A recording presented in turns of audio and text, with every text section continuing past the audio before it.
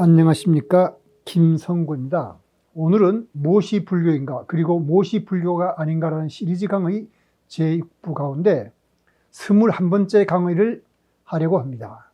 이 6부 강의는 대한불교진흥원의 재정적 지원으로 작성되었습니다. 지원에 감사드리면서 21번째 강의를 시작하겠습니다. 이 21강의 강의 제목은 우주의식인데, 제목에서 짐작은 하실 수 있겠지만은 구체적인 내용은 본문에서 여러분들이 직접 들으면서 이해하시길 바랍니다.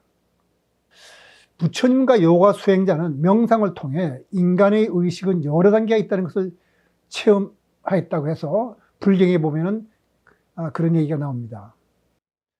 그리고 방법은 달리했겠지만은 그리스 철학자들도 사물을 인식하는 인간의 지성에는 몇 가지 단계가 있다고 말했는데, 신플라톤주의 창시자라고 할 수 있는 플로티누스는 인간의 의식에는 3단계가 있다고 했습니다. 일자라고 해서 신적인 실제, 최고의 경지를 뜻하는 겁니다. 그다음 누스라고 해서 영원한 세계를 향하는 신적 정신이라고 했는데, 이것은 궁극적 진리를 추구하는 철학자들의 의식 상태를 말한 것입니다. 그다음에 푸시케라는 것은 이제 그 다음 단계가 푸시케인데, 자연세계의 생명 내지 보통 사람의 영혼을 푸시케라고 불렀습니다. 그러니까 플로티누스는 인간만 영혼이 있었던 것이 아니라 자연세계의 생명체 전체가 푸시케를 갖고 있다고 본 것이죠. 플로티누스는 기독교에 대해서 언급한 바가 없지만은 이 플로티누스의 철학과 저술은 기독교의 교부 아우구스티누스를 비롯해서 수많은 교회학자들에게 지대한 영향을 끼쳤습니다. 플로티누스 그 자신은 몸소 4번이나 신적 체험을 했다고 하는데, 이것은 불교에서 말하는 색계 사선 중 초선이나 요가에서 말하는 유상삼매의 경지와 비교할 만하다고 할 수 있습니다. 참고로 말씀드리자면 힌두교와 요가에서 말하는 삼매는 2가지가 있는데, 그 유상삼매라는 것은 색계 초선에 해당하고, 무상삼매는 요가 수행에서 최고의 경제를 말하는 것인데, 불교에서는 이 요가에서 말하는 무상삼매를 비상비비상처에 해당한다고 얘기합니다. 그러니까 플로토니스가 체험한 것과 부처님이나 요가 수행자들이 체험한 내용은 그 깊이가 다를 수 있지만 적어도 한 가지만은 확실합니다. 이 사람들은 모두 보통 사람의 의식 수준으로는 경험할 수 없는 어떤 것을 체험했고, 그때 그들의 의식 상태는 우리 보통 사람의 의식 수준과는 다르다는 것입니다. 이 사람들의 체험은 이블린 언더힐이 말한 신비주의에 해당한다고 말씀드릴 수가 있는데, 캐나다 정신과 의사 리처드 버크가 우주의식이라는 말을 했는데, 이 우주의식과도 관련이 있을 것입니다. 리처드 버크에 의하면 우주의식은 1892년 영국의 철학자 카펜터가 정의했다고 합니다. 이블린 언더힐은 자신보다 더 큰 목과 하나가 되는 것을 느끼는 것을 신비주의라고 했는데, 이블린 언더힐보다 앞서서 1901년 리처드 버크는 코스믹 컨셉이라는 책을 썼는데, 이게 바로 우리나라 말로 하면 우주의식이라는 뜻이 되겠죠. 이 우주의식을 가리켜서 거기에 쓴 대로 higher form of consciousness than the possessed by the ordinary man, 보통 사람들이 갖고 있는 그 의식보다는 한 차원 높은 어떤 의식을 우주의식이라고 불렀습니다. 리처드 버크는 자신의 체험을 바탕으로 관계가 있는 여러 이론들을 종합해서 이 책을 썼는데, 우주의식을 가리켜 사이비과학이라고 하는 말도 있지만, 우주의식은 뛰어난 심리학자들도 인용하거나 주목하고 연구한 개념입니다. 간단히 사이비과학이라 해서 무시할 수 있는 개념은 아닙니다. 그래서 리처드 버크의 우주의식에 대해서 잠깐 한번 살펴보겠습니다. 1901년에 출판된 이 코스믹 컨셔스네스는 출판된 지 120년이 지난 지금에도 새로운 인쇄판이 나올 정도로 사람들이 관심을 끄는 책입니다. 이 책은 많은 신비가와 학자들에게 영감을 주고 영향을 끼쳤는데, 이 책의 내용을 진지하게 검토하고 그 사상을 인정한 대표적인 학자로서는 윌리엄 제임스와 에리 프롬을 꼽을 수 있습니다. 그리고 신경과학자 제임스 오스틴도 이 리처드 버크 우주식에 대해서는 여러 번 언급하고 있습니다. A.D. 프롬은 유명한 저서 선과 정신부정이라는 책에서 이렇게 말하고 있습니다. 그 책 124페이지에 나오는 것을 그대로 제가 옮겨 썼는데, 풍부한 지식과 경험을 가진 정신과 의사인 버크는 이 책에서 인간의식의 진화라는 가설을 전개시키고 있다. 즉, A.D. 프롬이 우주의식이라는 책을 읽어보니까 버크는 인간의 의식이 점진적으로 계속 진화해 나간다는 것을 주장했다는 것입니다. 이 가설에 의하면 인간은 동물적인 단순한 의식으로부터 인간의 자의식으로 진화하며 이제는 2000년간의 수많은 비범한 인물들이 인격에서 이미 나타난 혁명적인 사건이라고 할 수 있는 우주의식을 전개시키게 이르렀다. 그러니까 인간의 의식은 전부 진화하는데 모든 사람이 다 의식이 높아진 건 아니지만은 지난 2000년에 걸쳐서 아주 수많은 종교 지도자들이나 어떤 영적 체험을 한 사람들이 우주의식을 가졌다는 뜻입니다. 여기서 A.D. 프롬은 우주의식을 우주적 무의식이라고 말을 했는데 사실은 그 리처드 버크가 말한 우주의식과 A.D. 프롬이 말한 우주적 무의식은 같은 뜻입니다. 그리고 계속해서 말하기를 버크가 우주적 무의식이라고 할 때는 내 생각으로는 선불교에서 말하는 깨달음이라고 불리는 체험인 것이다. 그러니까 A.D. 프롬이 리처드 버크의 우주의식을 읽어보니까 리처드 버크가 말하는 우주의식은 불교의 선성들이 말하는 깨달음과 비슷하다고 느꼈다는 뜻이죠. 리처드 버크의 체험은 A.D. 프롬뿐만 아니라 심리학자 윌리엄 제임스에게도 깊은 인상을 주었던 모양입니다. 윌리엄 제임스는 그의 책 종교적 경험의 다양성에서 우주의식의 첫머리에 나온 얘기를 다음과 같이 직접 인용하고 있습니다. 이 책 483페이지부터 484페이지 나오는 얘기를 그대로 제가 옮겨 써서 말씀드리겠습니다.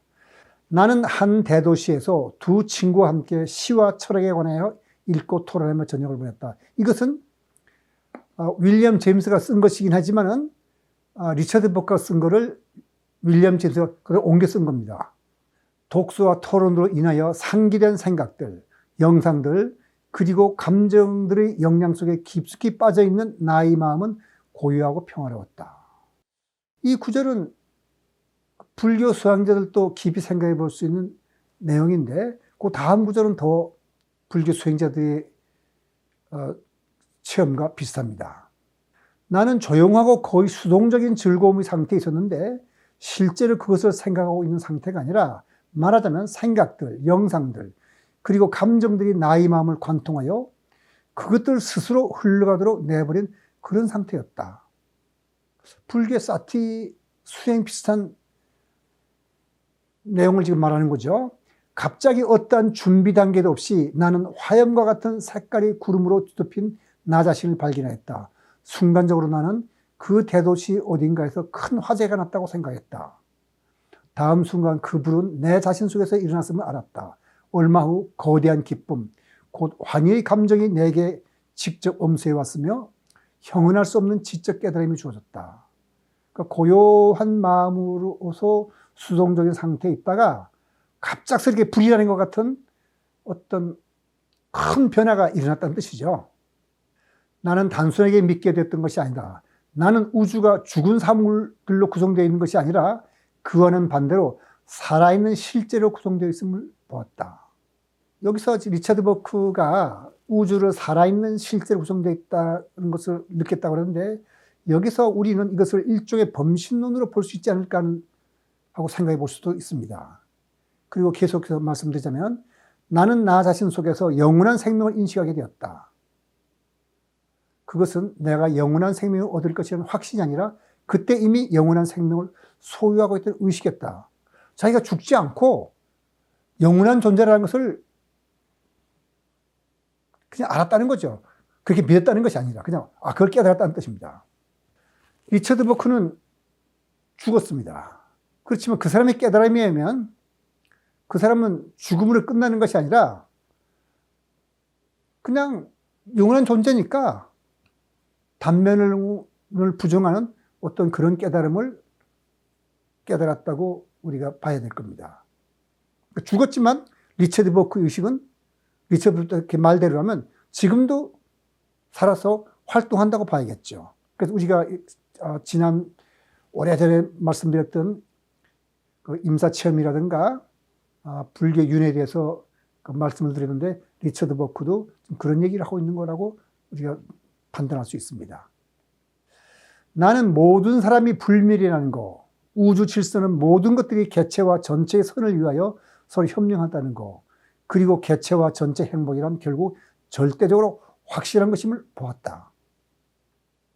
이성적 사유나 믿음이 아니라 그때 이 의식 상태에서 그걸 깨달았다는 거죠. 그래서 리처드 버크가 말하는 것을 이제 달리 풀이해서 말씀드리자면 생명체에게는 살아남는 것이 최고의 선입니다. 살아남기 위해 모든 생명체는 거짓말을 하고 속임수를 씁니다. 생태계에서 살아남을 수 있는 최소의 전략은 티포테 전략입니다. 그런데 성인들은 하나같이 사랑과 용서와 간용을 말합니다. 우리가 보고 경험하는 세상은 낮은 의식 상태에서 보는 꿈과 같다는 그런 뜻이 되겠죠. 그래서 우리가 보고 있는 이 잠정적이고 꿈과 같은 이 세상에서는 벗어나면은 바로 리처드 버크가 체험한 이 세상, 거기서는 전체의 행복이란 것은 서로 협력하는 거, 이런 거란 뜻이죠. 그러니까 티포테 전략으로서는 이런 세계에 들어갈 수가 없겠죠. 그래서 계속 리처드 버크가 지금 하는 말입니다. 그 광경은 몇 초간 지속되다가 사라졌지만 자기 우주의식은 잠깐 경험했다 사라졌지만 그것에 대한 기억과 그것이 가르쳤던 실제 감각은 그 이후 25년 동안 남아있었다. 그러니까 리처드 버크는 이 책을 쓰면서 25년 동안 옛날 경험했던, 25년 전에 경험했던 그 우주의식이 그대로 자기한테 남아있다는 그런 뜻이죠. 나는 그 광경이 보여줬던 것은 사실임을 알았다. 나는 그 조망, 그 확신, 그 의식은 가장 심한 절망의 순간에도 결코 상실되지 않는다고 말할 수 있다. 리처드 버크가 한 이 말은 많은 임사체험들이 하는 말과 비슷합니다. 리처드 버크와 임사체험자들은 어느 순간 잠깐 동안 이런 체험을 했다가 다시 원래 상태로 돌아오긴 했지만 처음 했던 것은 이렇게 생생하게 기억하고 느끼고 있다고 합니다. 그래서 이제 그 리처드 버크가 체험한 우주의식을 좀 정리해보면 이렇게 됩니다. 아무런 경고도 없이 갑자기 새로운 의식 상태에 이르게 되고 내면이 빛에 휩싸게 된다. 그리고 바로 그 순간에 희열, 확신, 승리, 구원의 감정에 젖게 된다. 그리고 도덕적 고양이 일어나고 직적 각성이 일어나서 그 한 단계 높은 의식 수준을 가져다는 뜻이죠. 그 다음에 불멸성을 깨닫는다. 이게 굉장히 중요한 것이죠. 그리고 죽음에 대한 공포가 사라지고. 왜냐하면 죽음이란 거 없으니까. 그 다음에 죄의식이 없어진다 그럽니다. 이것도 굉장히 중요한 것인데요. 불교 관련돼서 제가 좀 자세히 설명드리겠습니다.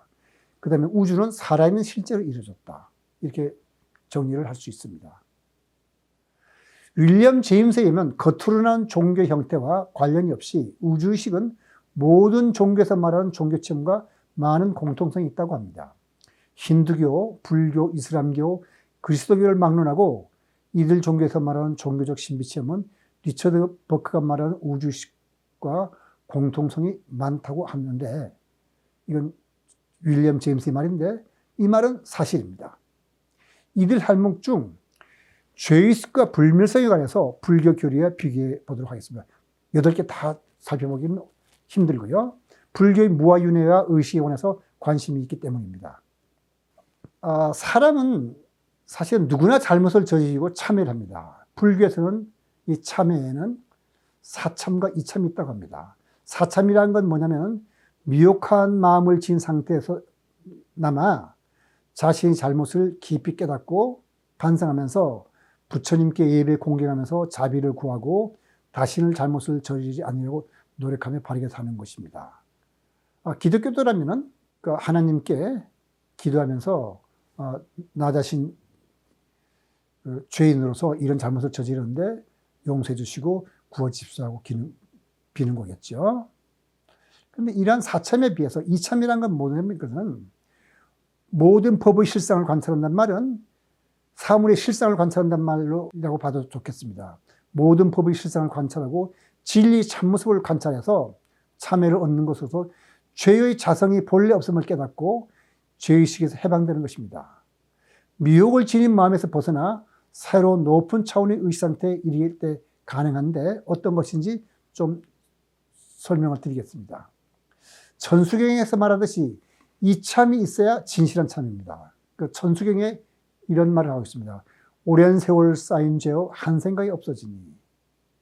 깨닫기 전에는 옛날에 쌓은 죄업이 나를 짓누러서 항상 죄의식해서 괴로웠는데 어느 순간 내 의식 상태가 변하다 보니까 그냥 그 죄업 자체가 없어졌다는 뜻입니다. 마른 풀이 타버리듯 난결 사라지네. 죄의 자성 본래 없어 마음 따라 일어나니 마음이 사라지면 죄담기 없어지네. 그러니까 죄의식을 가진 내 마음은 죄라는 건 본래 그 실체가 없는 건데 내 마음 따라 일어난 거기 때문에 내 마음에서 그런 실체가 사라지면 죄담기 없어진다는 뜻에서 모든 죄가 없어지고 마음조차 사라져서 죄와 마음 공해지면 진실한 참회라네. 그러니까 내가 잘못했다고 빌고 용서를 구하는 것은 물론 사참으로서 있어야 되지만은 그것으로서 죄가 없어지는 것이 아니라 내가 깨달아서 한 단계 높은 의식 상태에 이르게 되면 그 전에 한 단계 낮은 상태에 있던 죄는 저절로 사라진다 이런 뜻입니다.